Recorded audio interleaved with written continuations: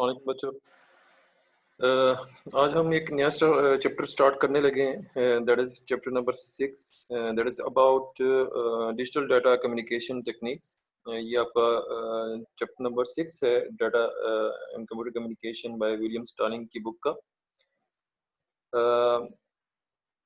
इस चैप्टर में बेसिकली जो हमारा जो ज़्यादातर जो इंसार है, जो हम डाटा यूज़ करेंगे वो बेसिकली हमारा डिजिटल डाटा होगा और उसकी कम्युनिकेशन की टेक्निक्स को हम देखेंगे।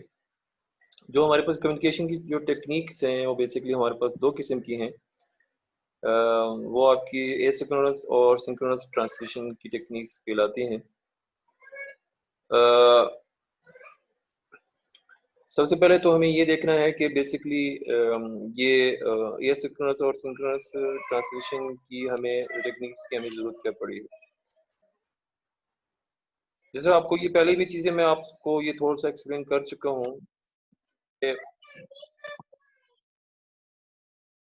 अ, हमारे पास सबसे मेन कौन सी चीज़ है, दैट इज़ हम ट्रांसमिशन करते हैं बिटवीन ट्रांसमीटर एंड रिसीवर के दरमियान में। और ट्रांसमीटर और रिसीवर के दरमियान में जब हम ट्रांसमिशन करते हैं, इट्स मीन कि हम कुछ bits of stream, binary bits की स्ट्रीम हम ट्रांसमीटर और रिसीवर के दरमियान में शेयर कर रहे हैं। यहाँ पे सिर्फ शेयर करने का मतलब सिर्फ ये नहीं है कि आपने सिर्फ डेटा ही सेंड करना है, बस बात खत्म। डेटा के साथ जैसा हमने की कम्युनिकेशन टास्क में भी देखा था कि हमारे पास बहुत ज़्यादा टास्क होते हैं, जो जब भी हम ट्रांसमीटर और रिसीवर के दरमियान में कम्युनिकेशन करते हैं तो उसके दरमियान में ये डिफरेंट टास्क हमें एग्जीक्यूट करने पड़ते हैं। तो इसमें सबसे एक इम्पॉर्टेंट एक जो सा फैक्टर है उसको जो खास तौर पे उसका खास तौर पे ख्याल रखा जाता है, दैट इज सिंक्रोनाइजेशन। हमारा ट्रांसमीटर और रिसीवर अगर दोनों सिंक्रोनाइज नहीं होंगे तो हमारे पास ट्रांसमीटर और रिसीवर के दरमियान में जो हम डाटा शेयर करते हैं उसके अंदर एरर्स आने के चांसेस हो सकते हैं। बेसिकली होता क्या है कि एज अ ट्रांसमीटर अगर फॉर एग्जांपल आपका ट्रांसमीटर कौन सा है वो डाटा सेंड कर रहा है, एक बिट स्ट्रीम सेंड कर रहा है टुवर्ड्स रिसीवर के। रिसीवर क्या करता है, रिसीवर उस डाटा को रिसीव करता है, लेकिन रिसीव करने से पहले उसको उसके बिट्स के मुताबिक उसको सैंपल्स करता है। From previous lecture you all know what is sampling, ठीक है। अब यहाँ पे आप लोग सोच रहे होंगे कि यार बेसिकली यहाँ पे सैम्पलिंग का क्या काम है, वो भी from the receiver and. Receiver यहाँ पे सैम्पलिंग इस चीज़ के लिए करता है कि वो चेक करे कि आया हमारे पास जो बिट्स ऑफ स्ट्रीम है वो हम उसको मुख्तलिफ सैंपल में जब हम डिवाइड करते हैं तो हमें ये पता चल जाए कि वो 0 बिट है या वो 1 बिट है। इसकी बेसिस पे जो आपका रिसीवर होता है वो उन बिट्स पे सैम्पलिंग करता है। तो यहाँ भी एक चीज़ जो एक ख़ास तौर पे एक चीज़ हमें नोट करने वाली है वो ये है कि रिसीवर जो सा होता है वो अगर सैम्पलिंग करता है तो अगर सैम्पलिंग डेफिनेटली सैम्पलिंग जो आपकी जो सैम्पलिंग है दैट इन्वॉल्व्स द टाइमिंग। अगर आपकी टाइमिंग ही रिसीवर और ट्रांसमीटर की अगर ठीक नहीं होती, सिंक्रोनाइज नहीं होती, तो आपके यहाँ पे सैम्पलिंग का और ट्रांसमिशन का के अंदर एरर्स का आने के चांसेस हो सकते हैं। एक्चुअली होता क्या है, जो ट्रांसमिशन ऑफ बिट्स होता है, बिट स्ट्रीम की होती है from one device to another, यानी हम कह सकते हैं कि यार एक ट्रांसमीटर से दूसरे रिसीवर तक, उसमें इस ट्रांसमिशन में हमारे पास कॉपरेशन और एग्रीमेंट का बहुत ज़्यादा इन्वॉल्वमेंट होना चाहिए। किसका इन्वॉल्वमेंट होना चाहिए? कॉपरेशन का और एग्रीमेंट का, मतलब दोनों पार्टीज के दरमियान में। इन दो पार्टीज कौन कौन सी हैं? एक ट्रांसमीटर है और एक रिसीवर है। ट्रांसमीटर और रिसीवर के दरमियान में आपका एग्रीमेंट होना चाहिए, कॉपरेशन होनी चाहिए कि मैं जो डाटा जिस स्पीड से एज अ ट्रांसमीटर सेंड करूंगा, उसी स्पीड से जो रिसीवर होगा वो उसको रिसीव भी करेगा। रिसीव कर रहा है तो किस वजह से कर रहा है, उसको वो चाहिए, और वो रिसीव कर रहा है तो उसमें वो सैम्पलिंग कर रहा है। सैम्पलिंग क्यों कर रहा है? क्योंकि वो चेक कर रहा है कि आया जो बिट है वो 0 है या 1। ठीक है, तो इसमें जैसे मैंने आपको पहले बताया कि इसमें जो सबसे फंडामेंटल जो रिक्वायरमेंट होती है किसी भी ट्रांसमीटर और रिसीवर के दरम्यान, जब हम एक अच्छा कॉपरेशन और एग्रीमेंट लाने की कोशिश कर रहे होते हैं, that is a synchronisation.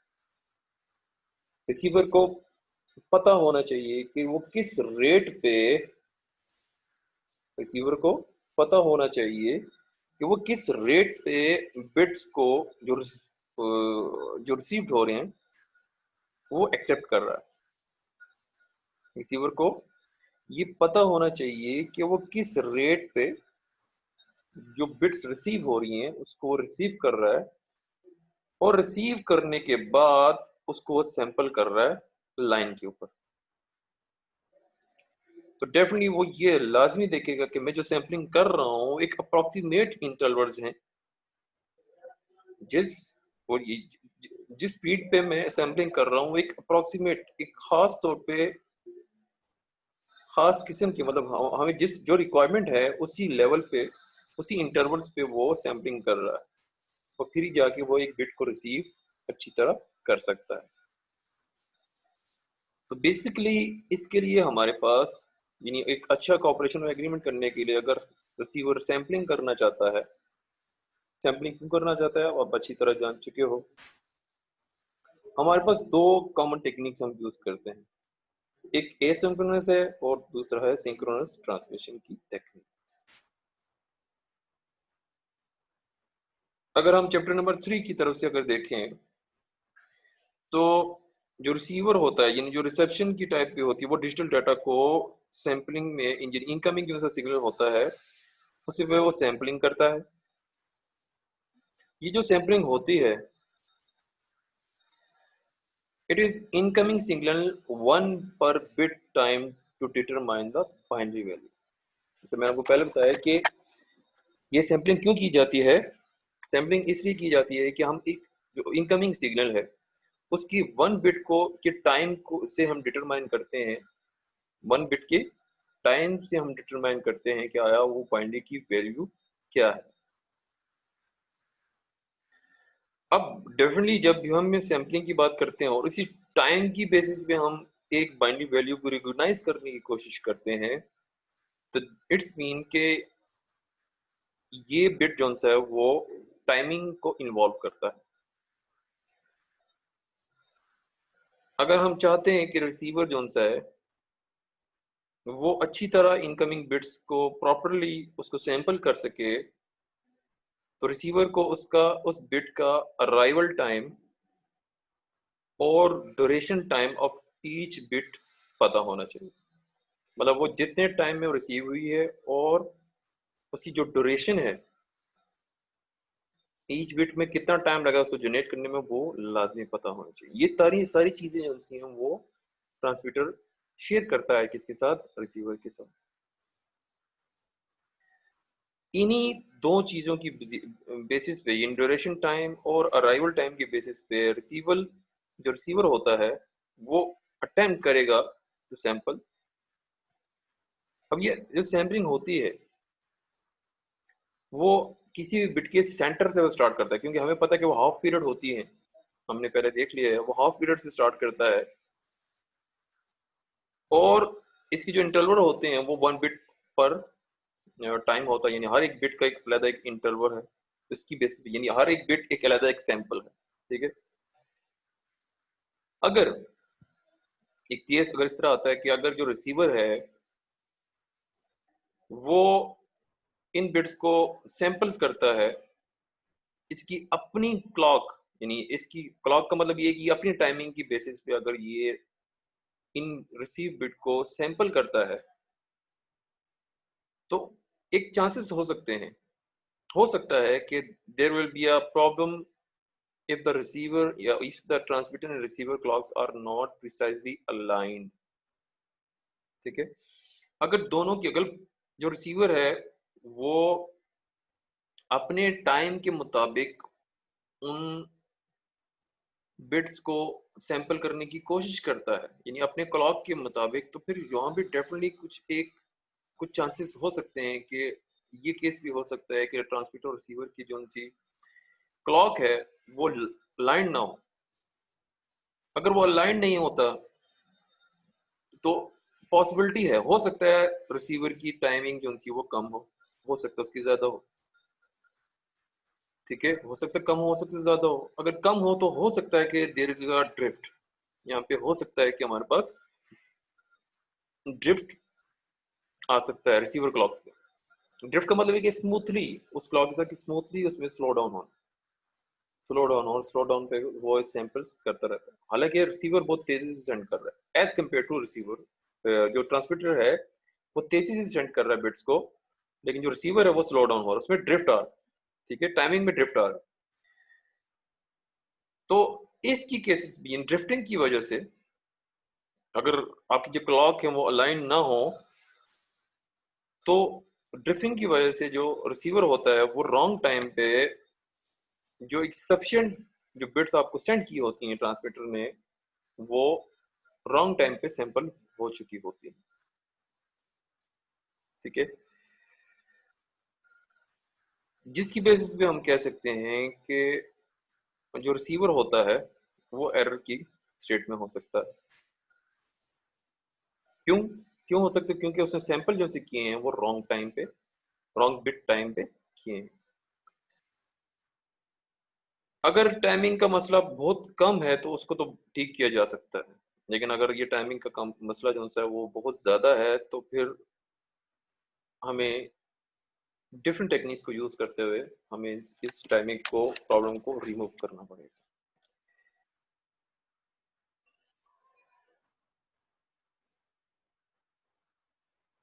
Basically होता क्या है कि अगर फॉर एग्जाम्पल आपकी जो टाइमिंग है वो ज़्यादा हो, तो जो रिसीवर होता है, हम कह सकते हैं कि out of the step with the transmitter.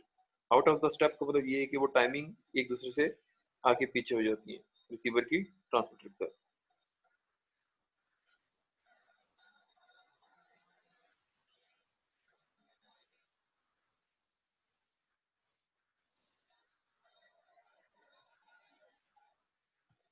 तो इन चीज़ों को कवर करने के लिए हम दो किस्म की टेक्निक्स को यूज़ करते हैं, दो किस्म के सॉल्यूशंस को हम यूज़ करते हैं।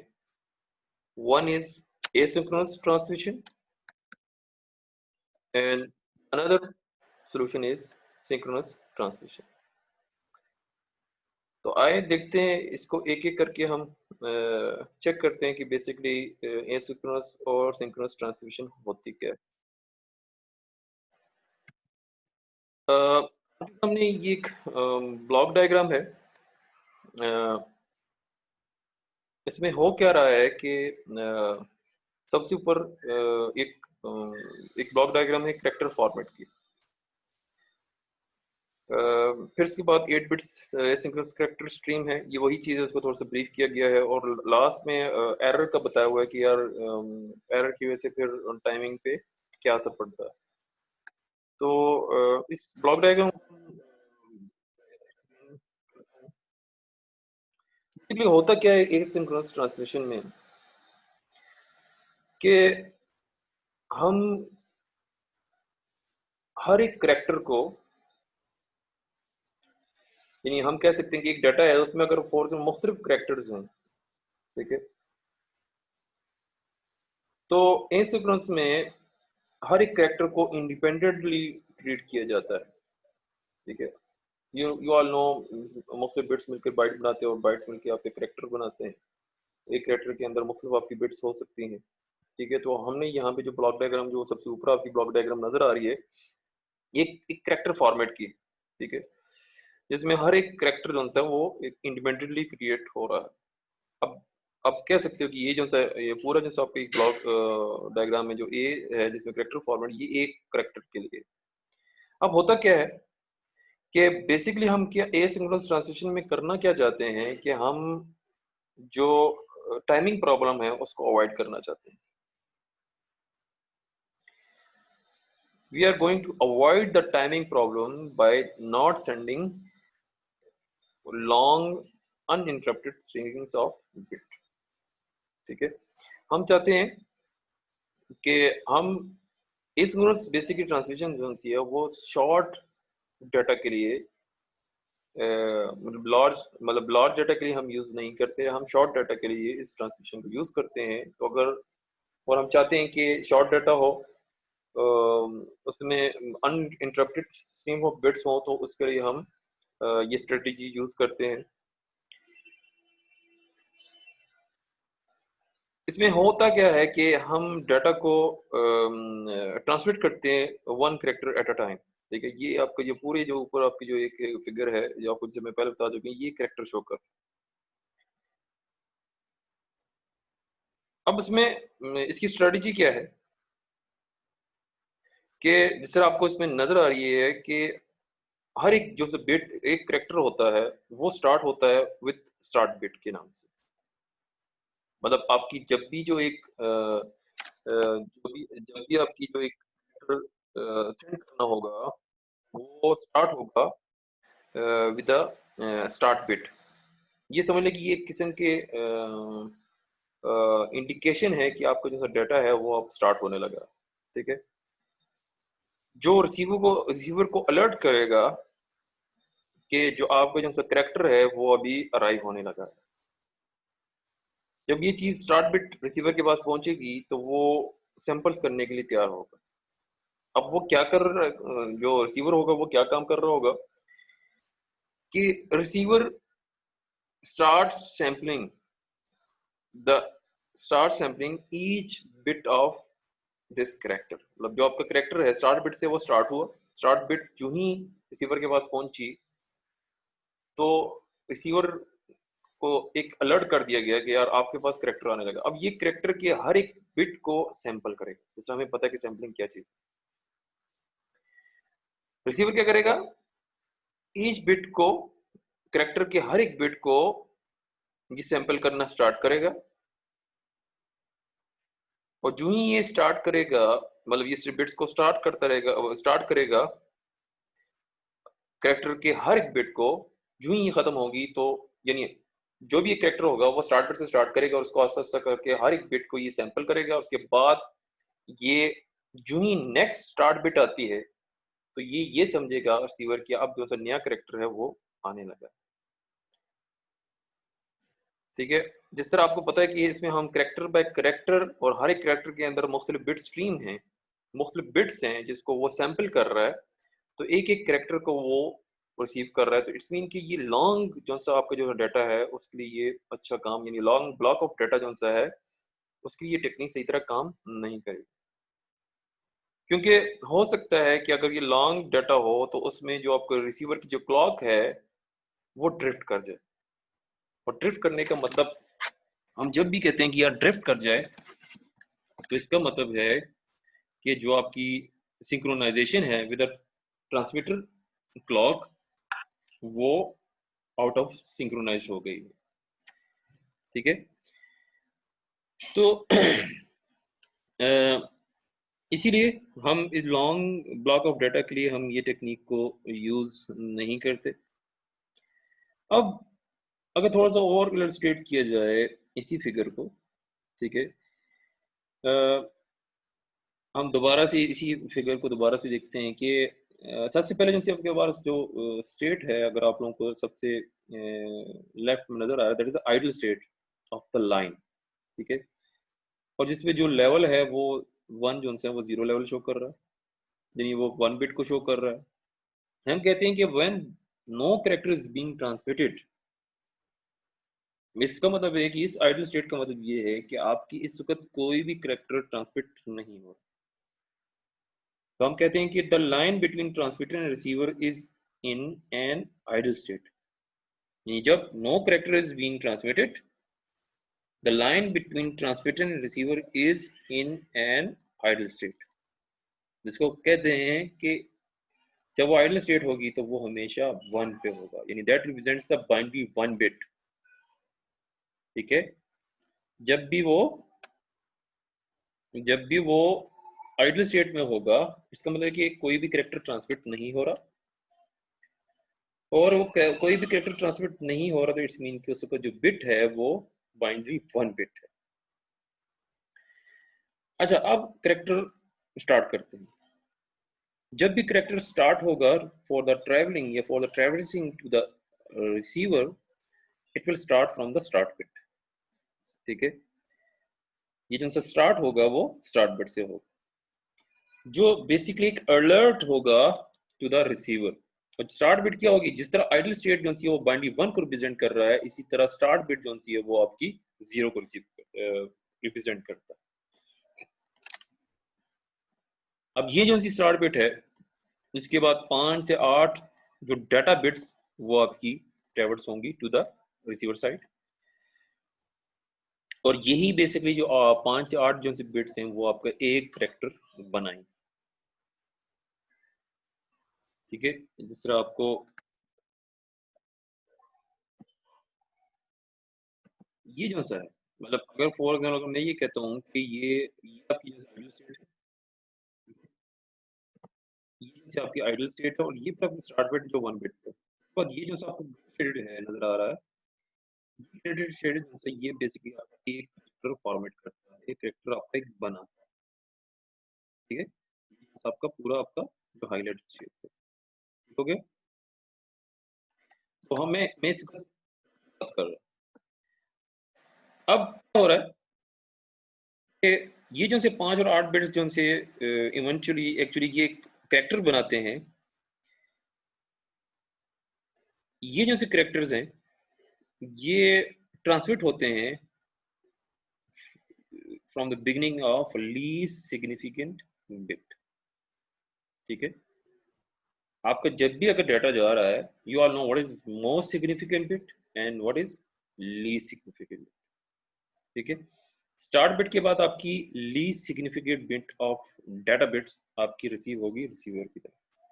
ठीक है, तो ये जो सा डाटा है 5 से 8 बिट, इसके शुरू में स्टार्ट बिट आया, स्टार्ट बिट के बाद आपकी बिट स्टार्ट हुई, और इस बिट्स की जो डाटा बिट्स हैं, उस डेट में जो सबसे पहले बिट होगी वो आपकी लीस्ट सिग्निफिकेंट बिट कहलाएगी। अब ये जो सी बिट्स हैं, इसमें लास्ट में आपके पास एक और बिट रिसीवर के पास पहुंचेगी जो ट्रांसमीटर ही की तरफ से सेट होता है। जैसे मैंने आपको बताया कि एक अच्छी सिंक्रोनाइजेशन करने के लिए हमें ट्रांसमीटर और रिसीवर के दरमियान भी एक एग्रीमेंट, एक ऑपरेशन करना पड़ेगा। तो ट्रांसमीटर सबसे पहले एक स्टार्ट बिट रखता है, स्टार्ट बिट 0 पे रखता है, उसके बाद 5 से 8 बिट्स जो सी हैं वो आपकी क्या हो रहा है, आपका डाटा बिट्स जा रही हैं, और उसके बाद एक आपकी एक और बिट जो ट्रांसमीटर की ही अगेन ट्रांसमीटर की ही तरफ से उसको सेट किया जाता है, वो क्या होती है आपकी एक पैरिटी बिट सेट की जाती है। ठीक है, अब पैरिटी बिट क्या होती है, पैरिटी बिट आपका ये शो करता है कि आया जो आपको डाटा बिट्स रिसीव हुई हैं, जो पूरा एक करेक्टर बनाया हुआ है उसमें नंबर ऑफ वंस कितने हैं, आया नंबर ऑफ वंस जो उनसे हैं वो इवन है, या नंबर ऑफ वंस जो उनसे हैं वो आपके ऑड है। अब ये जो नंबर ऑफ वंस होंगे वो आपकी पैरिटी बिट को मिला के होंगे। देखिए, अगर वो पैरिटी बिट 1 पे करता है तो वो कहते हैं कि वो इवन है, अगर वो 0 पे करता है तो वो रिसीवर ये समझता है कि इसमें नंबर ऑफ जो वंस हैं वो आपके ऑड है।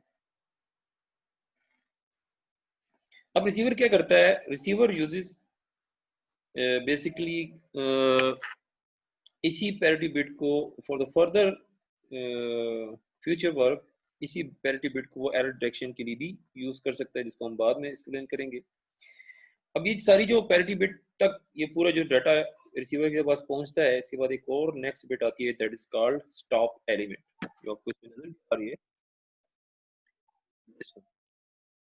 ठीक है, वन टू ये जो स्टॉप एलिमेंट है ये अगेन आपकी वन बिट को रिप्रेजेंट कर रहा है।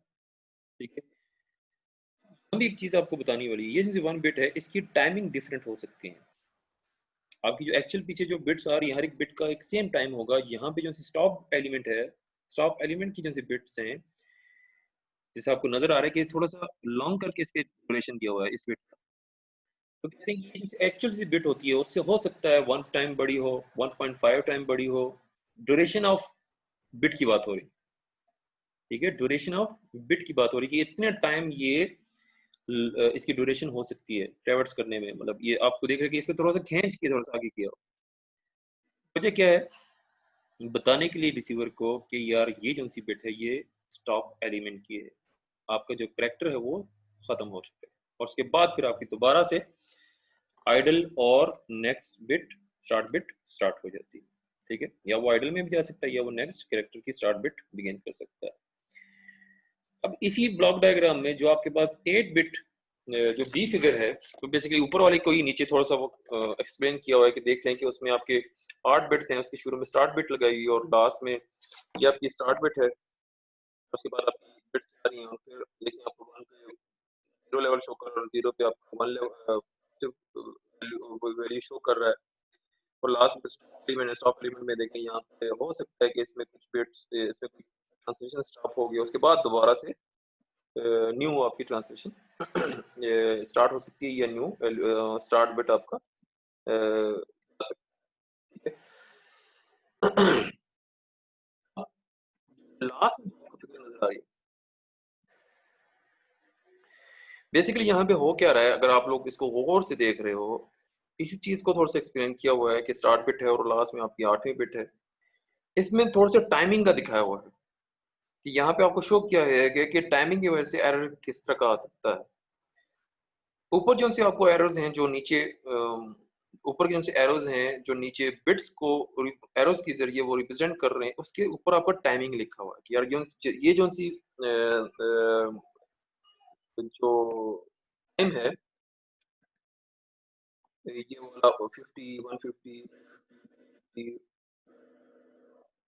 450 ये माइक्रो सेकंड्स में है और ये हर एक बिट की ट्रैवर्सिंग का टाइम है, ट्रांसमीटर की तरफ, ठीक है? इसने इतना टाइम लगाया इसको ट्रैवर्स करने में।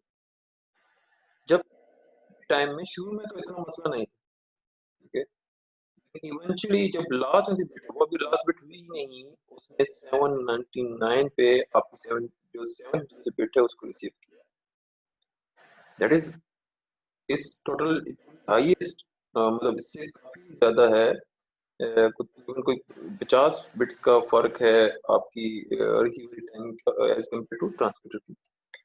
तो हम कहते हैं कि यार इसकी बेसिस पे जो ये टाइमिंग है ये तकरीबन कोई परसेंट जो सी है वो ज़्यादा है उससे इतनी ज़्यादा नहीं होनी चाहिए।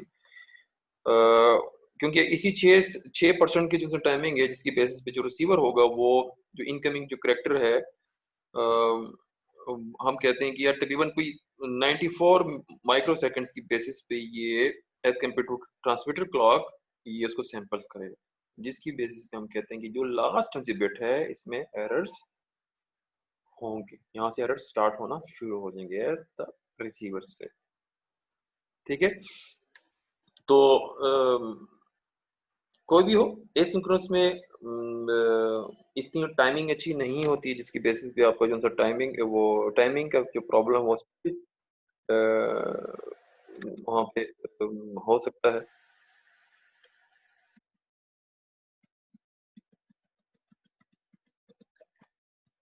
इसका अगर बिहेवियर की बात करें तो एक सिंपल है एज कम्पेयर टू, यानी जब भी हम कुछ हम कंपेयर कर रहे हैं तो बेसिकली हम सिंक्रोनस के साथ इसको कंपेयर कर रहे हैं।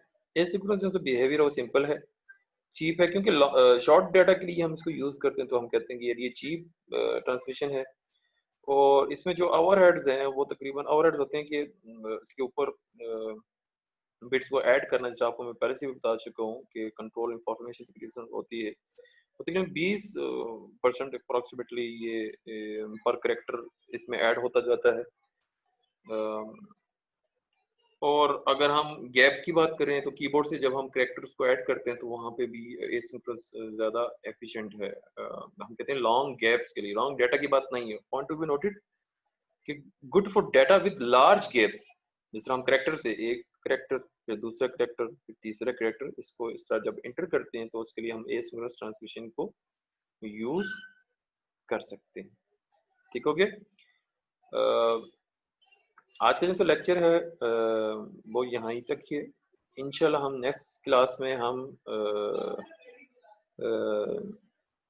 जो सिंक्रोनस है ट्रांसमिशन है उसको हम देखेंगे। Thank you for watching.